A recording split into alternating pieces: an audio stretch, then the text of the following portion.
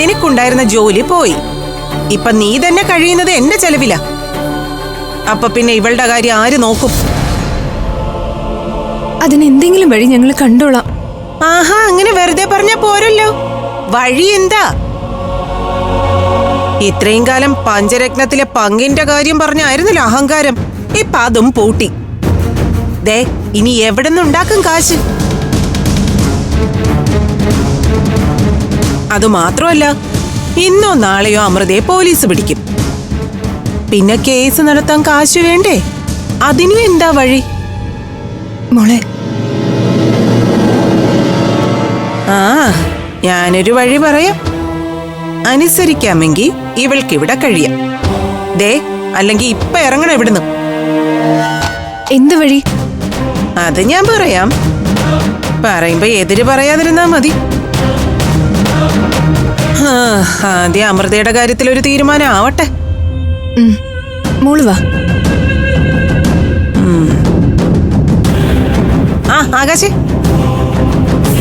പിന്നൊരു കാര്യം. കേസ് മുറുകുമ്പോ ചിലപ്പോ ഇവളും പ്രതിയാവും. ദേ, ആ നിമിഷം ഞാൻ അവളെ ഇവിടുന്ന് ഇറക്കി വിടും. അപ്പൊ കരഞ്ഞിട്ടും കാല് പിടിച്ചിട്ട് ഒരു കാര്യമില്ല. അതപ്പോഴല്ലേ?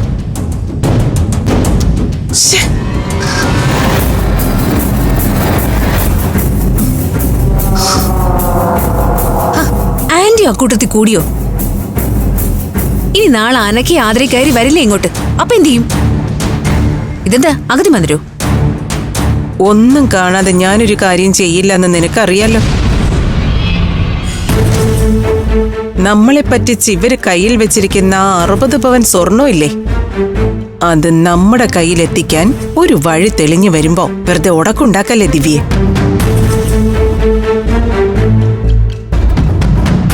ഇവളെ വെച്ച് ഞാൻ വിലപേശും. അനിയത്തിമാര് പെരുവഴിയിലാവൂന്ന് കണ്ട ആ സ്വർണം ഇവിടെ കൊണ്ടുവന്ന് എന്റെ കാൽ കീഴിൽ വെക്കും അമൃത. അമ്മയുടെ ബുദ്ധി കൊള്ളാം. ഞങ്ങൾ ആ വഴിക്ക് ആലോചിച്ചില്ല. കിട്ടുന്ന അവസരം ഉപയോഗിക്കാൻ പഠിക്കണം സുമേഷേ. ആദ്യം അമൃത എവിടെയുണ്ടെന്ന് അറിയണം. എന്തായാലും അഭിമന്യുവിന്റെ വീട്ടിലേക്ക് പോവില്ല അവള്. അങ്ങനെ പോയാ പോലീസ് പിടിക്കുന്ന ഉറപ്പല്ലേ. അപ്പൊ മറ്റെവിടെയെങ്കിലും ഒളിപ്പിക്കാനായിരിക്കും പരിപാടി. 10-12 പേരെ ആശുപത്രിയിലായ കേസാ. അതുകൊണ്ട് എവിടെ ഒളിപ്പിച്ചാലും പോലീസ് കണ്ടുപിടിച്ചിരിക്കും. അത് ഇന്നാണോ നാളെയാണോന്ന് മാത്രം അറിഞ്ഞാ മതി. എന്നിട്ട് വേണം എനിക്ക് പോയി അവളെ ഒന്ന് കാണാൻ. ലോക്കപ്പിൽ കിടക്കുമ്പോ ഒരു വിലപേശലിലും വരില്ല അവള്.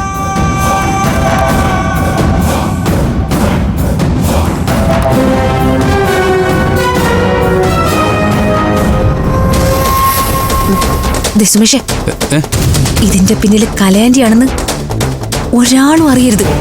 അറിഞ്ഞ അതോടെ തീരുമില്ല. ഞാൻ ആരോടും പറയില്ല. അല്ല, പഴയ കാമുകിയുടെ കാര്യമായതുകൊണ്ട് ചിലപ്പോ സുമേഷിന് അനുകമ്പ തോന്നാനും മതി. അത് വേണ്ടെന്നാ ഞാൻ പറഞ്ഞത്. കാര്യങ്ങൾ പുറത്തറിഞ്ഞ അമൃതയ്ക്ക് പകരം അകത്താവുന്നത് നമ്മളാ. അതിന് നമ്മളൊന്നും ചെയ്തില്ലല്ലോ. അതൊക്കെ പറ. പ്രതിയാവാൻ കുറ്റം ചെയ്യണമെന്നൊന്നും ഇല്ല. അതിന് കൂട്ടു നിന്നാലും മതി. അതുപോലും അറിയില്ല. കഷ്ടം. ഭഗവാനെ, വാദി പ്രതിയാവോ അവസാനം?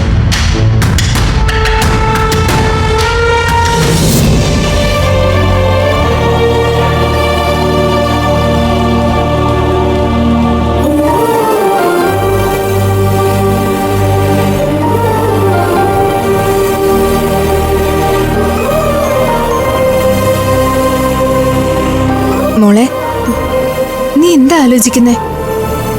ഒന്നുമില്ല ചേച്ചി.